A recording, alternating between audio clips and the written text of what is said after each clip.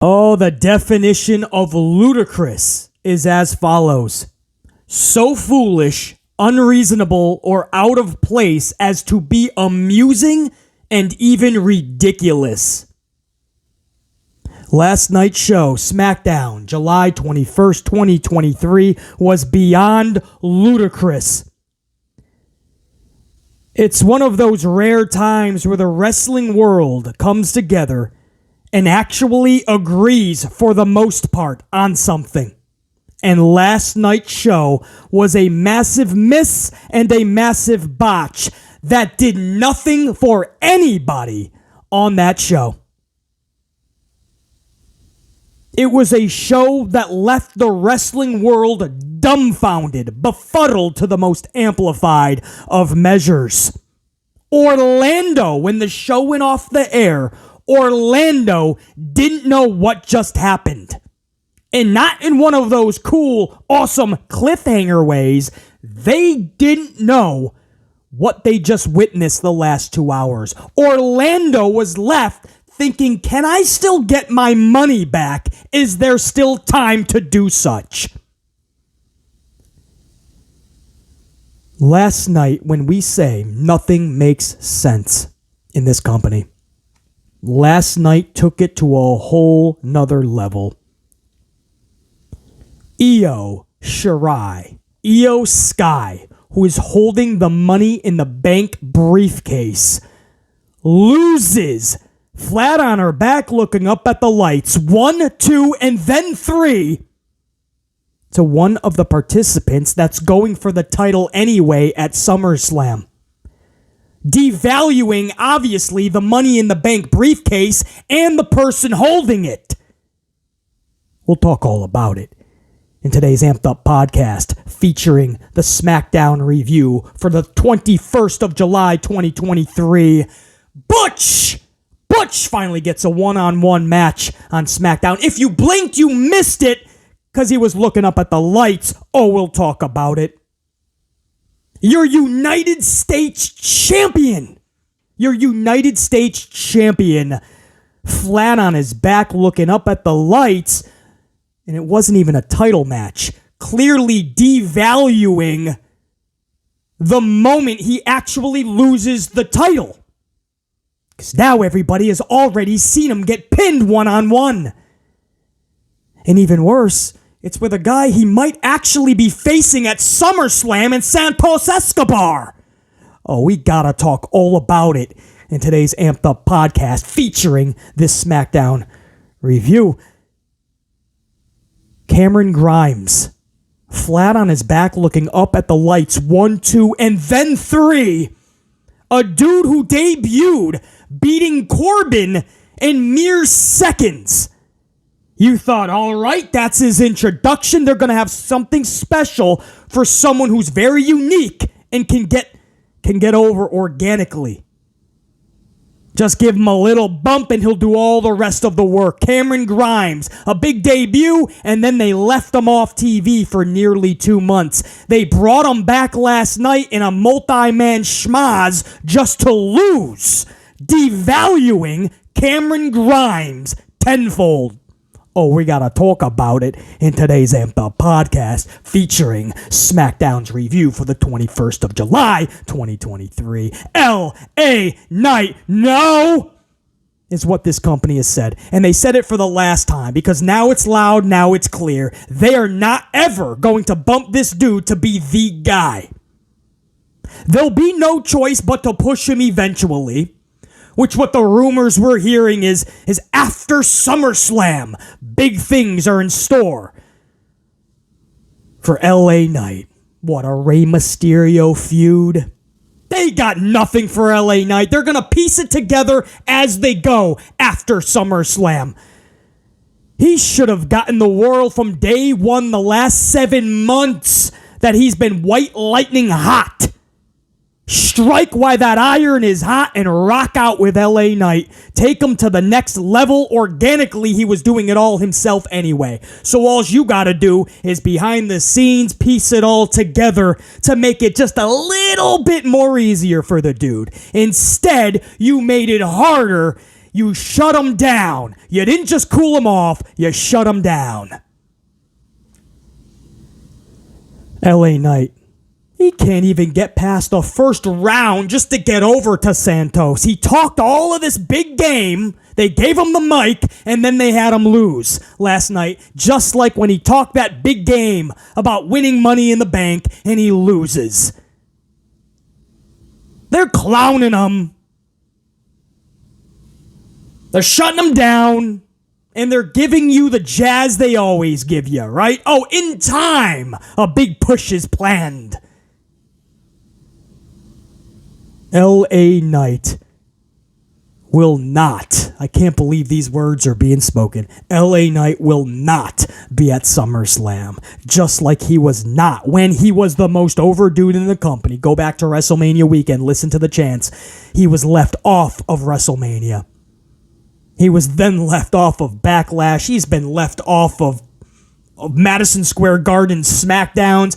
He's been left off now SummerSlam, the second biggest event of the calendar year for this company. LA Knight once again left off the show. But BC, maybe he shows up in some segment. Wow. That's the best you had when you knew he was the most over guy 6 to 7 months ago. The best you had a half a year later at your second biggest event was to maybe show up. Maybe he's going to beat up Rey Mysterio at SummerSlam. No, it's too much for this company to have him walk out in front of 60,000 people as new U.S. champion and have the crowd really pop. No, this company, they can't have that.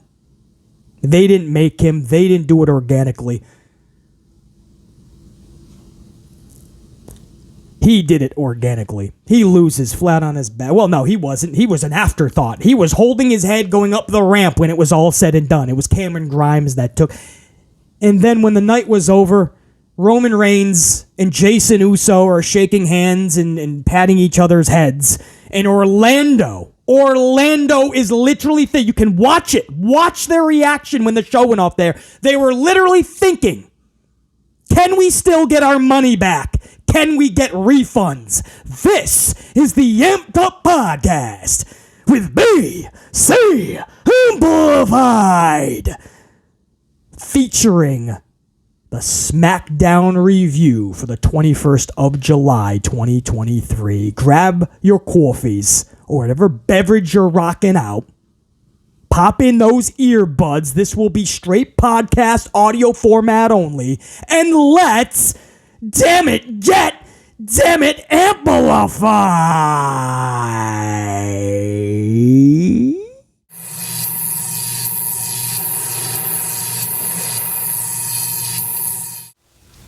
We start this SmackDown off for Friday, July 21st, 2023 with a fatal four-way for a shot at the U.S. Championship. Mr. Booyaka versus Sheamus versus Cameron Grimes versus L.A. Knight. Yeah, this was a sloppy match spanning over Q1 and Q2. So the first half an hour of this show dedicated to this match. And when it was all said and done, LA Knight flat out loses. Rey Mysterio defeats Cameron Grimes via pinfall. 1, 2, 3. Now I'll get to LA Knight in just a minute. Why was Cameron Grimes even in this match? We were asking that last week. Number 2, why was Grimes in this match if that is how you were going to book him? Cameron Grimes defeated Corbin in roughly 10 seconds for a debut. Then he's off TV for nearly 2 months, and now this? A fatal four-way loss. There's no consistency with this booking. It is worse than 50-50 booking. A hot squash over Baron Corbin, introduce him to the wrestling world, and then you keep him off of TV for nearly 2 months, bring him back in a weird nonsensical schmaz match just to look up at the lights for a dude that's even older than the dude that VKM supposedly didn't want to push because of age. Booyaka, I believe, is older than LA Knight. But that's who we want to go with. We want to crush this young up-and-comer like Cameron Grimes, push to the side the most over dude in pro wrestling right now. No, we want to have an LWO implosion story.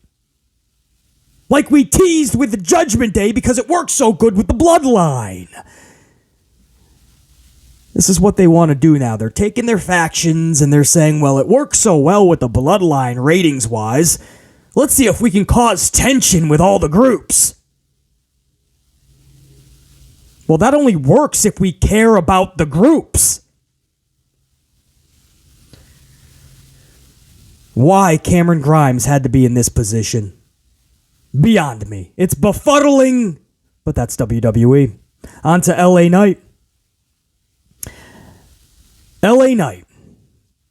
I'm done. What more can you possibly do? You want to keep backing this dude? You want the best for him? You want what's right to be conducted? But with this company, how much more can you keep giving? How long can you just be toyed around with? Before you finally say enough? No, it's not going to be on your time. That is not how professional wrestling works. This is not professional wrestling. From the time every one of us started watching this industry, you always rode with the guy that is hot. Whether it was Hulk Hogan, and he's got to go over Andre at WrestleMania. Championship slam that giant. Whether it was the Ultimate Warrior. Whether it was Stone Cold Steve Austin. Whether it was Daniel Bryan at 30. Even though that wasn't the original plan, you knew you had to do it. That's pro wrestling. The guy who is white lightning hot, you ride that shit as far as it can go through the stratosphere. And now what we are seeing, Cody Rhodes, there's more story to tell. Let the story play out. No, there's not. Is he going to take on Roman a year from now at WrestleMania 40 to get what we could have gotten at WrestleMania 39? Seriously? We have to wait a year to see what we could have already gotten when it was going to be an even better moment? LA Knight, Money in the Bank briefcase, arena about to absolutely blow the top. Was there a roof? Was that a stadium show? Who knows anymore? Who cares? If there was a roof, it would have been blown off. If there wasn't, they go sky high when LA Knight wins that briefcase. But no, he gets chokeslammed off the top of the ladder, and Damian Priest is like, oh, look, a briefcase in my hands. And nobody cares. Look at him every Monday night teasing his briefcase. Nobody cares. We respect Damian Priest. We want the best for him, and that includes great booking, no question. Strapping an accessory to him is not going to help him or help the accessory. The briefcase being teased by LA Knight every week, that makes it fun. But he doesn't get it. And then just like Cody is, we're told, well, Cody didn't win because there's more story to tell, possibly. We'll revisit this in the far off yonder. LA Knight didn't win the briefcase because, well, it's just not time yet. There's big plans in the future, maybe. But it's not time right now. We're going to put it with Damian, and then we're going to keep LA Knight off of Madison Square Garden's SmackDown show to set up nothing for SummerSlam for the dude that is the hottest sumbitch in the company. But we'll keep him off SummerSlam. You know, we're not intentionally cooling him off. Wink, wink. We're not intentionally shutting him down. Wink, wink. See, we're putting him in these matches. He's just losing them all. And with LA Knight, it's not there's more story to tell like they told us about Cody. No, with him it's, well, good things will come to those that wait, like he's one of H's little kids. Like he's his daughter. No, that's not your daughter. It's a 40-some-odd-year-old grown-ass man who doesn't have to wait for good things to come. He's gonna go and take them because that's what he does, yeah? But no, he doesn't look at H like a papa. So, just like Cody, you ain't gonna get that. Or he's gonna string you along. It's gonna be on Papa H's time, right? But that's never happened in pro wrestling. That's not professional wrestling. You gotta make it fun for the fans, and you gotta give the talent that is getting over organically, you have to give them the chance to go to the next levels. Hulk Hogan, Warrior, Stone Cold, Daniel Bryan, and many others. Under Paul Levesque McMahon, he just likes to say F you to the fans and screw the talent. Or see how far he can take it before they finally have enough. He likes to toy around with the power more than the old bastard in Stanford VKM. We don't get those big moments anymore. Those fun moments are gone. Cody at Mania? Nope. Even seeing Asuka get her first WrestleMania victory, man, when we know she deserves and should have had the title at that point in time. But no, he toys with everybody, and a month later on a Saturday afternoon, he says, okay, now you can win it. When it's a way less prestigious moment. If she was getting it 4 weeks later anyway, why not right at WrestleMania? Let her get that momentum that she has earned. Let the fans have a rockin' moment. LA Knight, Money in the Bank. No, you can't have that. But Damian, you all respect Damian, right? You all want to see the best for Damian. Hey, let's put it on him, and now you can cheer him, because that's the guy we want to push, not LA Knight. So cheer him. He's got the briefcase. Let's get behind Damian. That's what Papa wants you to believe. It doesn't work that way. Oh, you want LA Knight now to win the consolation prize. Go for the mid-card title at SummerSlam because that's all we have left for him. Well, we're not even going to give you that. We're going to put Ray in there. You know, Hall of Famer. Booyaka, booyaka. Come on, cheer for him. You love him. And what about Santos? Let's push Santos Escobar. You all respect Santos. Let's make him the next big thing. No, nobody cares about Rey Mysterio and Santos Escobar. It is not fun for anybody. And this is not professional wrestling. This is not how this works. This has nothing to do with slowing down those attention spans that are so fast and fickle these days. No, we're not slowing it down. We're not prolonging the process so attention spans can relax, enjoy the journey of the story. This is not what this is at all. This is them refusing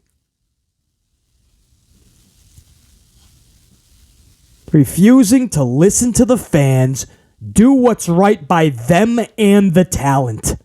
That's what this is in a nutshell. We shouldn't have to wait an extra year because of struggle and adversity, and there's more story to tell. And now we gotta wait till Philadelphia to see Cody finally get what he should have had at 39 if the dude, Roman Reigns, is going on vacation for 2 months anyway. And then when he comes back, he's just having tag matches. And you saw last night, they're just fighting over the red tribal lei. Who's the real tribal chief? This has nothing to do with the title. That's like the cherry on top.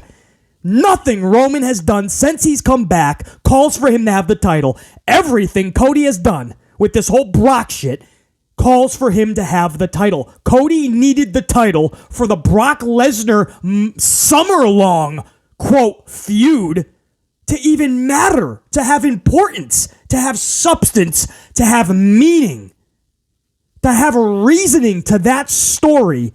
You needed the title. That would be the only reason Brock would go for Cody. Because the stipulation with Roman in their last match was if he loses, he can't go after Roman anymore. He lost. Cody gets it next night. Brock takes him out. That's how this should have played out. And now nothing has made sense after WrestleMania. So now you have this guy here, LA Knight, and he's so over, and we're like, all right, you know what? All this weird stuff happened at WrestleMania, but now, man, let's have a lot of fun going into the summer. We're all doing this, what they deemed, movement. Okay, let's really have fun with this man. SummerSlam, LA Knight walking out with the US title. Is that the best case scenario with how hot this dude is right now? No. But it is a big consolation prize. Beggars can't be choosers. We'll take it. And they won't even give you that. You know what we're hearing, guys? This is what you're hearing now. Dirt sheets, everybody's talking about how WWE supposedly has big plans for LA Knight after SummerSlam. Oh, okay. After SummerSlam. Really, which is going to come first?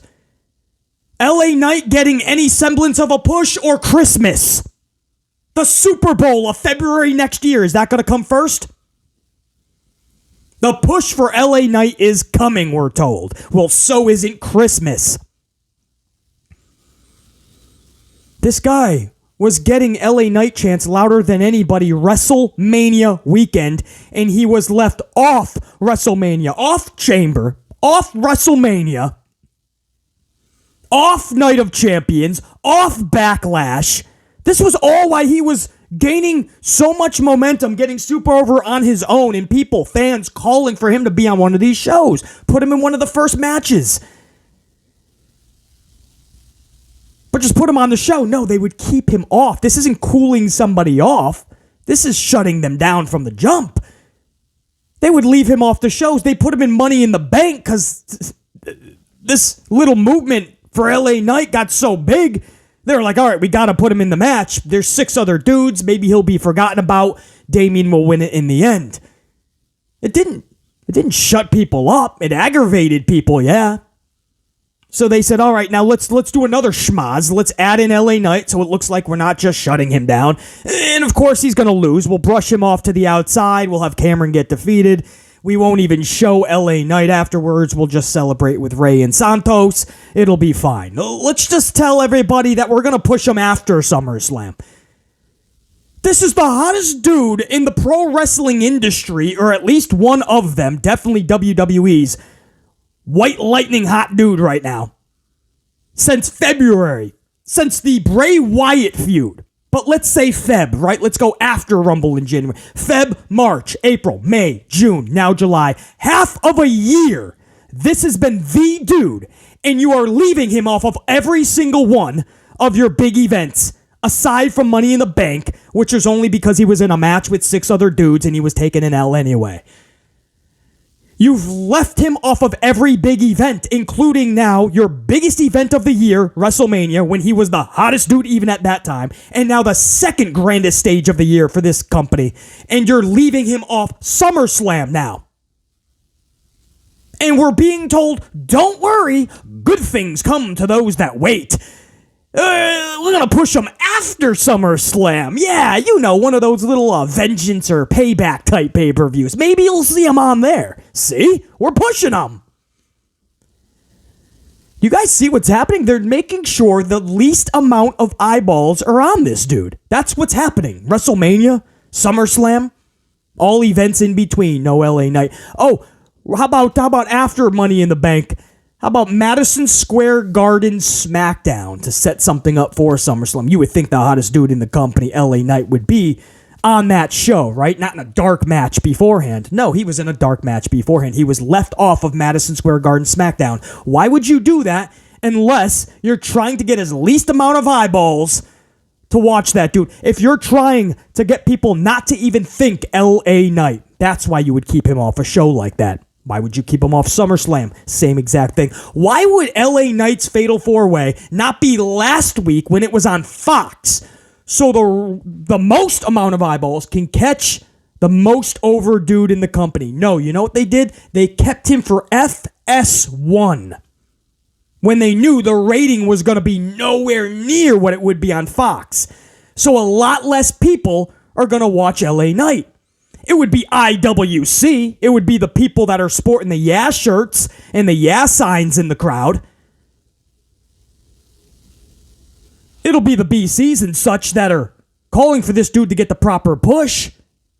But the casuals and the laps and the people flicking through that you would get on Fox, and they would come across this guy that is super over and everybody is cheering and they go, wow, I don't know who that is, but he's super over.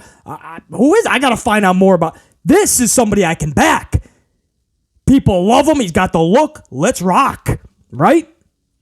No, instead, you put him on FS1, where it's only going to be much more of the tried and true fans checking it out. But he's already over with those fans, so you're not allowing him to get to the next level. That's the point. I said that so many times last week about Stone Cold and King of the Ring. When H was being punished for the whole Click situation, they needed somebody to win King of the Ring, and they went Stone Cold Steve Austin. They weren't going to go Savio Vega. They weren't going to go Jake the Snake Roberts. They went Stone Cold because that's who was the most over at the time. So what you do is you don't cool him down. You don't shut him down. You put him in a match like King of the Ring, and then you have him actually win it. So you put him to the next level. Now he's ready for what? IC title. He defeated Owen Hart, and then he just went for the world title. But you didn't hold him back.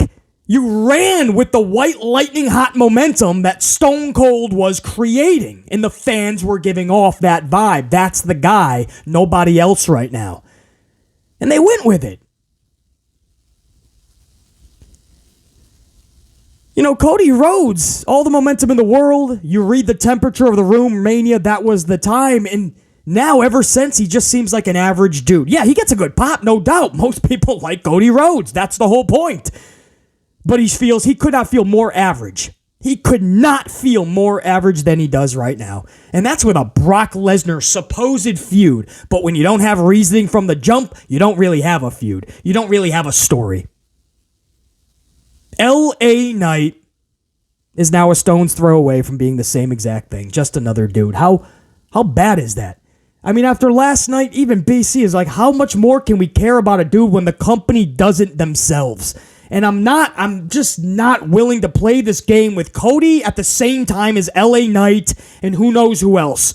This game where we have to wait 5 freaking years to just see something that is gonna be epic and then take us to the next level. Keep getting bigger and better.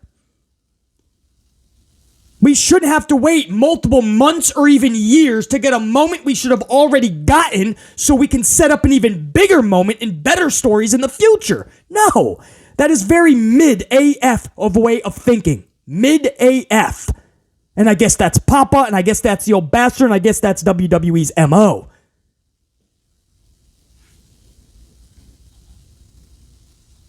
But it's not how BC thinks. My standards are raised, and I'm not lowering them. This is not how pro wrestling is ran.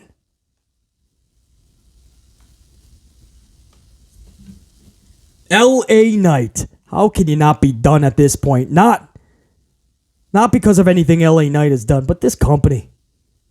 They think they can just string you along. And it's just not fun. That's the problem.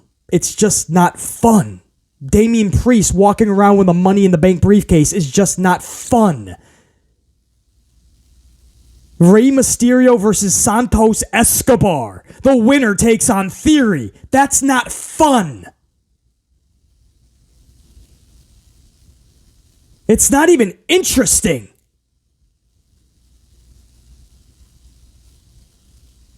This is the equivalent. The way they're booking LA Knight and having fans, you get them all ready for something big and it's going to lead to even bigger, and then it just leads to one disappointment after another disappointment. It's the equivalent to going to a Lakers game and they play LeBron James for 3 minutes and bench him the other 45. Like going to a Beyonce concert and the backup singers are singing every song by themselves. Or going to see the cast of The Walking Dead at a Comic-Con, but only the background actors show up. I mean, it's disappointment after disappointment. And it's not disappointment because fans didn't get their way. It's disappointment because we know how fun this product and this company could and should actually be. Priest wins Money in the Bank, not LA Knight. How'd that work out for you? How is Damian Priest working out thus far? Because from the reaction I'm seeing, nobody cares. Complete crickets. Rey Mysterio is now going for a U.S. title op with Santos. How was that reaction last night? Because I'm just asking. Because I seem to recall nobody in Orlando cared. They stood up in disbelief and that was it. Two faces. Santos in one corner, Raymond Mysterio in the other corner. Nobody cared. It's simply not fun. It simply does nothing. LA Knight wasn't even on Fox last night. It was FS1, so it was already less eyeballs on the show. And those that did catch it just saw Knight lose again. He is just becoming a loser. He already was in this company. And now that's just telling you that's what he is. He talks a big game. It's almost like they're screwing with him. And it's not even almost anymore. They're sabotaging him from the jump. They have him talk this big game. I'm gonna win Money in the Bank. I'm gonna do XYZ, and he loses. I'm gonna win this match to go to the U.S. title, and he loses. It's never fun backing a loser. I remember Dale Earnhardt Jr. This is right after his father passed. Circa 2000, 2001, one of those years. Dale Sr. hits the wall, Daytona 500. Jr., his kid, now becomes the biggest dude in the sport. NASCAR blows up because now it's Dale Earnhardt Jr. He's a dude you can get behind. An everyday dude, you know. Takes down the beers, drives fast cars. He's rocking out. Dale Earnhardt Jr., most popular driver. And he was all the way to the end of his career. But something happened year after year, race after race. A lot of people stopped having a lot of fun backing Dale Jr. You know why? Not that we stopped loving the dude for being the dude that he was. It's because he became a loser on the track. He couldn't win a race, it would seem. Every now and again, every blue moon. But very few, far and in between, would he win a race. Every single race, he's dropping a tire, hitting the wall, dropping an engine, penalties, infractions. Every time you'd show up, Dale Jr. is the hottest dude in the crowd to win that race, and he doesn't even finish most of them. 3, 4, 5, 7, 8 years down the road, and you literally just gave up all hope that this dude has a chance of even winning. And if he surprises you when he wins a race, you might as well go and play a lottery ticket that night because it's your lucky day, not just Dale Jr.'s. Man, if this dude was like a Jimmy Johnson or a Kyle Busch or his father Dale Sr., and he won a lot of races, do you know how fun NASCAR would have been? The most popular driver, the most over driver, and he's kicking ass on the track. But no, it became less fun. Every race, it was kind of like, oh man, Junior, where's Junior starting? Oh yeah, 31st. Awesome. Okay. What's that? Lap number 7. Who's in the crash? It would come to the point where the first crash of the race, you would know that was Dale Jr. involved somehow. 7 laps into a 400 lapper, and there's Dale Jr. in the wall. If the commentator is coming out of the pits after the first pit stop says, oh, no, there was a penalty, we're getting the driver, oh, you don't have to search for it, I bet you it's Dale Jr. And trust me, BC was one of those fans. And I gauged my fellow fanship, and I'm telling you right now, it got less and less fun by the week, not just month and year. And by the time Dale Jr.'s career was over, it was pretty much over anyway. Sadly, that's what happens when you don't book correctly. That was the booking of Dale Jr. His pit crew booked him badly. NASCAR booked him badly. It's almost they went out of their way to find penalties on the motherfucker. And the pit crew found every way imaginable to have a shitty car show up to every track. I could not imagine if Stone Cold Steve Austin was booked this way when he was starting to get really white lightning hot. And I can't imagine it because it would never happen. This Paul Levesque McMahon shit, it's gotta stop. This isn't black and gold. This isn't 5 matches out of paper. This isn't 1 hour of television. This is big boy shit now. And you're gonna have to put your golden shovel away and push the people that should be being pushed right now. This is not good things come to those that wait. This is not, oh, in the future there's more story to tell. This is not, we'll push him after SummerSlam. With our throwaway months, you kept him off WrestleMania and SummerSlam when the dude was white lightning hot. The 2 biggest events. But we'll push him going into the holiday seasons. When viewership will drop off and football is back and Friday nights people are going. Yeah, that's where we'll put out LA Knight. So when everything gets shit on, you can't blame us. We pushed them. It just took us 7 months. BC, it takes a while, man. He just started to get White Lightning hot, and they had other plans. What are you talking about? 6 months ago, he got White Lightning hot. And what are the plans? Damian Priest getting a briefcase? You can't change those plans? What are the plans? What are the plans? Rey Mysterio at 40-some-odd years old, older than LA Knight, and that was a big problem for VKM, by the way. Good to see that it's not with Paul Levesque McMahon. That's nice. Rey Mysterio has to take on Santos Escobar?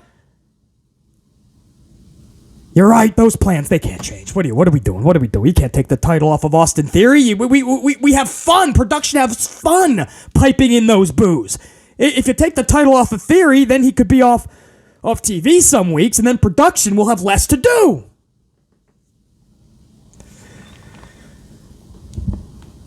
I'm done. I'll back LA Knight, but I'm done. I'm done doing this whole. I'm not gonna do a yeah movement. See, this is what they're doing. They're gonna do this weird thing with it. They tried it with this yes movement, and it almost derailed it. If Daniel Bryan wasn't so damn good at that time, but they're gonna try to do a yeah movement. And they're gonna end up finding a way to ruin what is so special and organic. Just let it ride right now. You don't gotta put a fancy name on it. You ain't gotta wait 7 months to start pushing him. Do it organically now.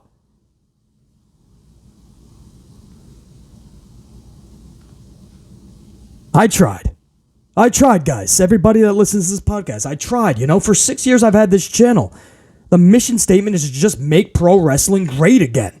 That's my mission statement on this. This is still a hobby to BC. I don't need to do that. I don't need this. I can stop this channel, snap of a finger right now. I'm fine.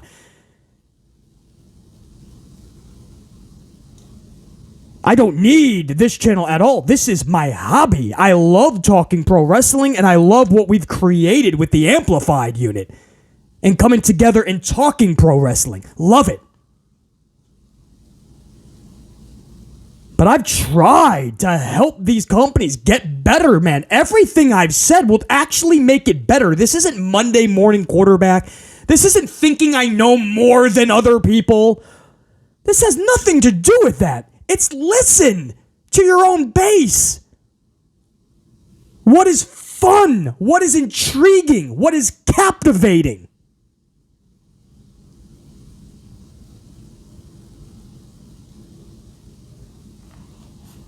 It's very, very redundant at this point, to the point where that's it. That's it. Do what you want with LA Knight then, man. Do what you want. Have them lose every fight. Keep them off TV the next 2 weeks. Keep them off SummerSlam. First Friday after SummerSlam, maybe he'll... Or what's he going to... Is he going to start a feud with Rey Mysterio because Raymond is the one that frog splashed him or something and took him out of last night's match so he couldn't win? So is that the big plans they have? LA Knight versus Raymond Mysterio. And he's gonna beat Raymond Mysterio at one of the mid-card pay-per-views. Those B, C level pay-per-views. All right? Do what you want. Keep them off TV. Book them poorly. I'm done. I'm done, man. I'm not being toyed around like that. Cody Rhodes was the same situation. No, I don't. If you think I need to wait a year to see what should have been done at 39, you're out of your rock. You're off your rocker, out your dome piece. Long-term storytelling. The dude started something with Brock the whole summer that doesn't make sense. It's not long-term storytelling. Even if it happens, you're just going to throw them together around Rumble and have the match at Mania again. And try to pass it off. Like, remember last year? This is the story continuing. Again, this is not pro wrestling. From the time we started watching this industry, you always rode with the guy that's super white lightning hot. Hogan, Warrior, Stone Cold, Daniel Bryan, you name it. Cody Rhodes became that person, they shut it down. LA Knight became that person, shut it down. There's this weird thing in WWE where they no longer ride the guy that's white lightning hot. Where they're doing it in some weird way, man. Where people are just fed up and they're like, all right, this isn't even fun anymore. Unreal, man. Unreal. I'm done. There's just no... I'm not doing that. They're not going to string us along. Oh, LA Knight will be in this fatal 10-way match. Just watch. He might win. And then he lose. No, we're done. We're done. We're done. Do your stupid booking, and we'll just continue to rip it apart. Hour number 1 ends with Charlotte Flair. Oh, listen to this. Hour 1 ends with Charlotte Flair defeating Iyo Sky. Now, I'm going to say that again. If you didn't watch the show, you have to listen to this. Charlotte Flair defeated Iyo Sky. You know, the Money in the Bank briefcase holder. Charlie pins Iyo via natural selection. Bayley was around ringside. I don't know what Bayley was on. I mean, she got a little bit of an injury this past week at a house show. Maybe they gave her some fun pills. I don't know. But she was at commentary, and her jokes, I mean, they were worse than mom jokes. They didn't even make sense. They were not coherent. Now, we love Bayley. I don't know what Michael Cole. She said some jokes to Michael Cole. Michael Cole didn't even have a response because we were trying to think about what she said, and it just wasn't making sense. And then she ends up running away because Shotzi was on the Big Tron, and Shotzi was like doing like a bunch of weird, bizarre, like vignette type promo shit, like screaming certain words, and maybe she was cutting more hair off. I don't know what Shotzi was doing, but Bayley's like freaked out, like she's in a haunted house. So she's like, "Oh my God, I gotta get out of here!" And she takes off. And then Iyo, who's in control of the match at this point, by the way. Iyo is in control. Bayley has to run off because Shotzi is scaring her. I don't know what Bayley was doing, but Bayley runs off. And Iyo is screaming for Bayley's help. Like help me! She's literally yelling, "Help me! Please come back! Help me! Please come back!" What the fuck? You're in a wrestling match. What do you mean, please help me, please come back? You're not in the middle of a bank heist. You didn't just have a Mack truck filled with pianos fall on you. What help do you need? Why do you need her to come back? You're in control. You're Iyo. One of the best female wrestlers in the world. This made her look so stupid. And then moments later, she takes a natty selection and loses this match. So think about this, man. Think about this. And this is why most of the wrestling world today is just befuddled.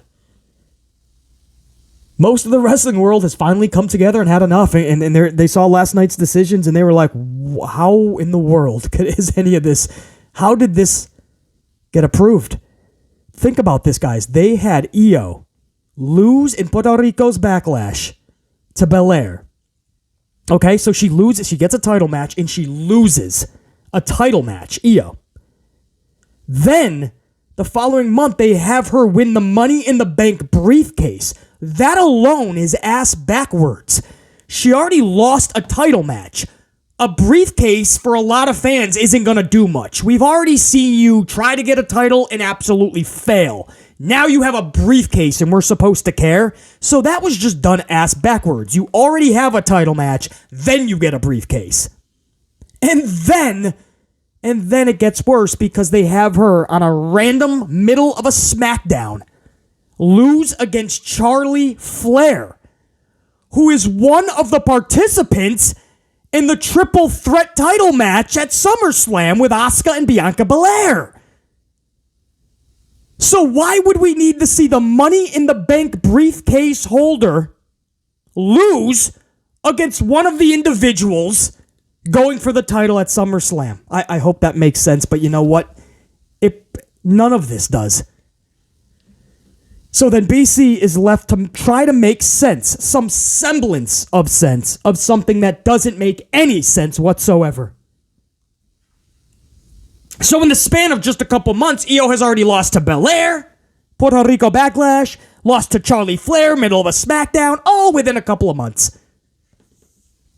But she has a briefcase. You're devaluing the fun. I'll use that word again. The intrigue. The fun in all of this is to see things for the first time and not have redundancy.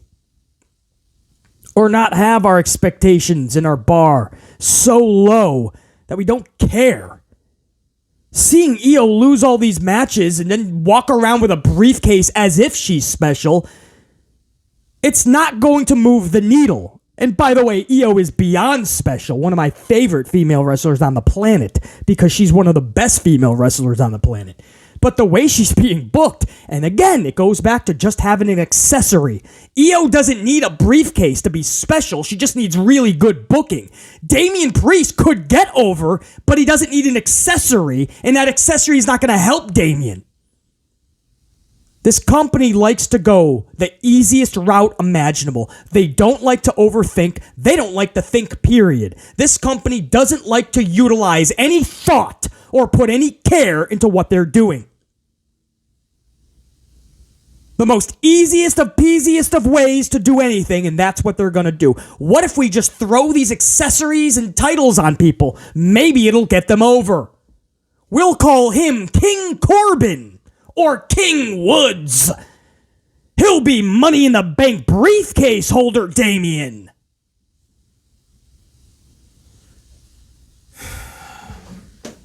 We'll create a title.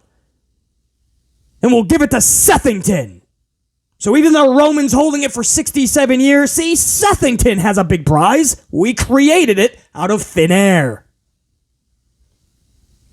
Austin Theory, after all these months, still cannot get over or connect with the crowd. But we'll keep the title on him, and they'll have to put him on a pedestal. They'll have to eventually connect because they'll see what an amazing champion Austin Theory is. See, he's got a U.S. title.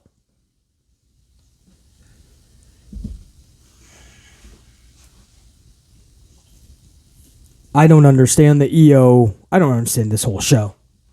But Iyo to even have a match with Charlie, and then in the middle of it, I'm like, well, maybe. I just had a feeling Charlie was winning this. Like 1, 2, 3, pinfall, which is the worst case scenario. I just had that feeling. But I was thinking maybe, and not that this was going to be fun, not that this was going to be that much better, but it would have been way better, actually. I take that back. It would have been way better. And it still would have sucked. But maybe Belair gets involved somehow, or Asuka, or something. To where Iyo is not actually losing 1, 2, 3. Nope. Gotta make Charlie. It's Friday Night Smack. Gotta make Charlie stand middle of the ring. Look to the hard cam to no react. Look at the reaction last night, everybody. Look at that reaction. In fact, do you guys want some more facts? Oh, BC's got them for you. Go back and check it out. You don't even have to believe this. Go check it out and then come back and go, oh, BC. Doubted you, but you were right, dude. Guys, they were chanting. They were chanting Iyo last night. The whole name, too. Iyo Sky. Iyo Sky. Iyo Sky. Literally, I think it was I believe Charlotte had her up in the corner, if you guys want to go to the exact point. There was a couple of times. That was one of them. They were up in the corner, and the crowd was chanting for Iyo. Charlotte's way more the face. We don't know what Charlotte is anymore. For 8 years, she has not connected, so she's face or heel, depending on the week and depending on the crowd reaction. If it is somehow 60-40, she'll play a face. If it is 60-40 the other way, or 70-30, or 80-20, 90-10 as a heel, she'll play off the fucking heel. She'll come back as a face. The second she hears a boo, she'll immediately go to a heel. We don't know what she is anymore. But in this circumstance, in this situation, she's more of the face. Because Damage Control is obviously the heel. So they would out-heel her. But I really don't know what Charlie is. But she's more the face here, for sure. And Damage Control. Iyo was getting chance. And when Charlie wins this match, literally nobody cared. Go check it out. Orlando was dumbfounded. Okay, now what? Well, I'll tell you what. Then Asuka shows up. And Asuka, I think, took out Charlie Flair and acted for a moment before they went to a commercial like she was an actual champion in WWE. Asuka! You know, a real champion who's a complete afterthought because that's how she's booked. Asuka runs out. Asuka runs out, and she takes out Charlotte at the end. By then, the damage was that she already won against Iyo, one of the best wrestlers in the world. She stares at the hard cam for 12 seconds, and then for 4 seconds gets dropped by Asuka, and nobody remembers that the next day. Because I have this review, I have to talk about it. You probably already forgot about it. You're just remembering Charlie doing Iyo dirty, and it's not her fault. I get it. It's Paul Levesque McMahon, but still, nonetheless, something that is unacceptable. Hour number 2, because that ended hour number 1. Hour number 2 starts with Austin Theory. I can't even believe, man, this show didn't ease up with its stupidity. There wasn't a moment where there was no stupidity. Hour 2 starts with Austin Theory, the United States champion, getting pinned by Santos Escobar. Now, wait a second. Whoa, what? Just like Roman pinned recently, which devalues when he actually gets pinned for the championship, it's not going to be as big. We've already seen him get pinned in a nonsensical way. We've seen Roman. The visual is now there. We have seen him get pinned. So now when it happens for the title, it devalues it. Even if it's subconsciously, it devalues it. Austin Theory. We're all waiting for the big moment. LA Knight to take the title from Theory. Pin Theory. At SummerSlam. Not only was LA Knight not even winning his qualifying match, just to take it to the next step to get closer to Theory, but Theory's already losing anyway. Flat on his back looking up at the lights. Before he even loses the title, which even if it's subconsciously, devalues the moment when he wins, or loses, I should say, that championship and somebody else does win that title. It devalues it. We've already seen Austin Theory flat on his back, 1, 2, 3. And it gets even worse. It's with the same guy that he may in fact be facing at SummerSlam, Santos Escobar. So they just did the match before SummerSlam, and they just had Theory lose. So you just have Theory walk out of Detroit still the champion? You're going to pipe in the booze with 60,000+ individuals? Most likely with this company.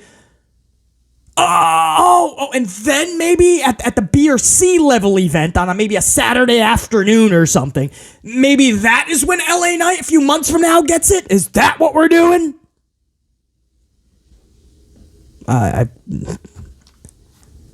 This is the same guy that won last week's Fatal 4-Way. Now he's got to take on Ray next week. And then if he wins that, he's going to take on Theory. So why not just wait and see Theory get...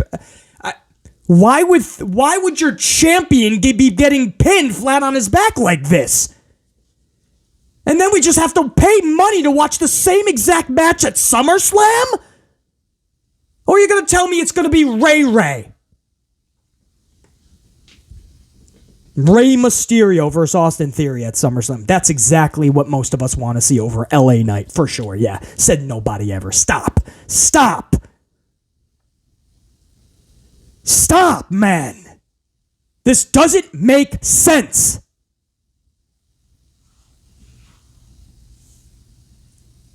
And you probably have LA Knight come out next week and cost Rey Mysterio the match, because Mysterio cost, and then an LA Knight Rey Mysterio feud for after SummerSlam. Wow! Thank goodness we waited. Such good things came. Dominik Mysterio then defeats Butch. Why? Would Butch just lose in 4 minutes to Dum Dum? Dominik needs to take a moment. We all like Dominik. He had a really rough outing from what I'm being told on Tuesday night. Almost injured Wesley a couple of times. Botched 3 or 4 times. Looked slow. So let's throw him out there to defeat Butch for no reason? Butch is so botched that he can come back as Petey Dunne and nobody's going to care at this point. We ended the night with Jason Uso and Roman Reigns. They declare it's tribal combat. Well, that didn't go over well in Orlando. Guys, you go back, and I understand what they're doing. I told you this last week. The title is an afterthought. The second Roman threw the title to the side, and they were all fixated on the red tribal lei that is usually wrapped around Roman's neck, and then it was on the canvas last week, and Solo picked it up. The crowd was going nuts because this red tribal lei at that point is actually more prestigious than the title because that's what they're fighting over. So I told you guys that's if it's not what they originally had created or planned, that's where this is going. Whether they knew it or not, that red tribal lei is now everything. The title is just a cherry on top, and that's why I say Jason Uso, as much as they're my favorite tag team, the Usos, love Jimmy and Jason, but there's no way Jey Uso should walk out of SummerSlam with a title. It's not even about that. So all of this for 3 years and beating Big E and Cesaro and so many others. All of that, the Ballers, the Cody Rhodeses, the Sami Zayns, the Kevin Owenses, all of that was for Jason Uso to walk out of SummerSlam with it when it was really all about who's the tribal chief anyway. Doesn't make sense. So I told you guys it's where they're going, and sure enough, they literally cemented that last night. Jimmy said, no, this is now tribal combat. And Roman's like, did you talk about it with the elders? And Jimmy said, Jay said, yes, it's been discussed and approved or whatever. So now they got serious, and this is like big, I guess, in the tribe. Now, I don't know if that's a real thing or not. I'm guessing it is. I'm guessing they wouldn't just create this with the heritage that they have and the legacy that they have. So they're going to do tribal combat. Now, I don't mind this, right? They got serious. They even shook hands, put their heads together. I guess that's what you do ritual-wise. And if not, they played it off really good like it is a real ritual, but I think it is. Must be. And they did tribal combat. They shook hands, put their heads together, and it got serious. Roman went to walk off. Solo went to super kick Jey Uso. And no, Solo spiked, but Roman stopped him. So then Jey Uso super kicked Solo Sikoa out of the ring. And then Jey and Roman just stared each other down a little bit more. But nothing physical between Roman and Jey Uso. Almost like respect. Like now we're just going to do this tribal combat style. And see who the chief is of the family. When we all know it's Dwayne Johnson anyway, but we'll play the charade. I don't mind this. I think the show was so weird anyway, and the fans were just dumbfounded. Everybody who they came here to really support just got like beat oddly. LA Knight just beat, not even part of the equation when it was all said and done. He's like holding his head to the back. A camera was like on him the whole time, and LA Knight is just like going to the back. Like, damn it! I talk such a big game. So fans were like, what the fuck? Rey Mysterio won? And then like they're all chanting for Iyo, and then all of a sudden Charlie just wins with nothing fun to end it. It just, the night was odd for Orlando.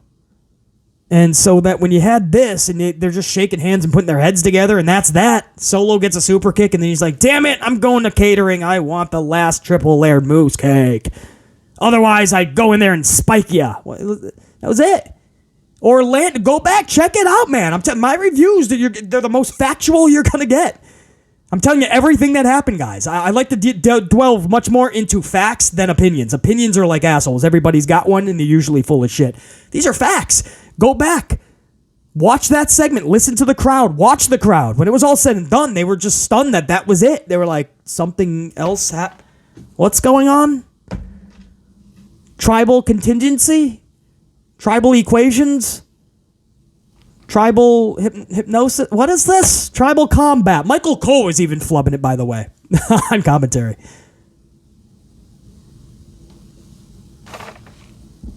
So the crowd is just like, okay. I mean, okay. Orlando didn't know what to think. I mean, that literally just didn't go over well. The whole show was a botch from top to bottom, start to finish, beginning to end. This was just a botched show. There's no way around it. I mean, if you enjoyed this show, wow, this is definitely not the channel for you, bro. I don't know what to tell you. And by the looks of it's really cool. The community, from the little bit that I have seen before I went to record this podcast, it's really cool. The community is just, they're saying enough. We cannot have a show like that. And it's really cool because I'm sure a lot of those people are the ones that defend WWE for everything. And maybe they even say BC is so negative and harsh in a lot of his reviews. But I have to believe that a lot of those people that are saying that was not it last night are the same people. And it's really cool that we can at least just be honest, right? Like, that's not going to cut it. That did nothing for anybody last night. That did not help Iyo in her briefcase cause. That did not help LA Knight with anything for him in the future at all. It does not do anything to build excitement for Rey Mysterio, Santos, or Austin Theory. Theory losing the way he did, that did nothing for Theory. Butch losing the way he did, that did nothing for Butch. It didn't even do anything for Dom. By now, if I didn't review that, you probably forgot the match even happened. And Roman actually shows up for a date because it's near Tampa. So they went to Orlando and Roman shows up, and that's what they did. They shook hands and they put their heads together. And you believe that maybe they went and had some hot cocoa and s'mores afterwards and told each other bedtime stories. Who knows? This show was a massive miss and a massive failure. And unfortunately, the botch affects a lot of these talents. I'm dumbfounded by these decisions, and that's saying something because we don't expect too much from these shows anymore, unfortunately. So when you come out still dumbfounded like we did last night, when you come out of a show last night and you're like, whoa, that was really, really bad. Man, that's saying something. Before we take off, guys, I want to go to yesterday's podcast. There was some super thanks super chat, so I want to make sure that I get to them. I just got to get them up. I don't have the bigger screen like I usually do, but I am going to try. Let's see. I'm not editing this, guys. I'm just not after last night. I got a lot of business to attend to today. We're just going to do this unedited. It may take a minute, but I got to find these super thankses, man, because those are individuals that chucked a coffee over to the channel during a regular upload yesterday, a regular amped up podcast. So I always want to make sure that I acknowledge that. And while I'm searching for that, the Gold team, my channel members, there was new members over the last 24 hours over the last 24 hours. I need another coffee, clearly. Over the last 24 hours, new channel members. I will do a full roll call soon. Believe that. So to all channel members, much love and respect for subscribing to not subscribing to, well, that too. I never ask for that, though. If you want to subscribe, cool. I never ask for that.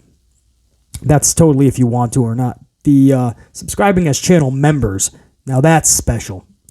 So I appreciate that, guys. All right, here we go. I got it. WWE AEW Marvel fan with a 2-spot coffee. Yesterday's podcast. I'm hearing Santos Escobar is going to dethrone Austin Theory over LA Knight. Yeah, I wouldn't be shocked if it actually happens, in which it will, knowing Triple Schnoz McGee.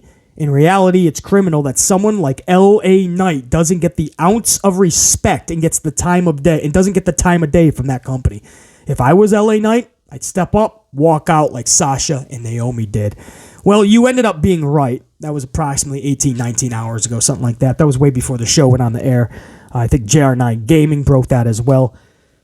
And others. I guess that was a story going out that Santos was going to do it. And if that's the case, then LA Knight was going to lose next week. But then we started to think, well, is LA Knight even going to win last night? And sure enough, no. They decided to go Ray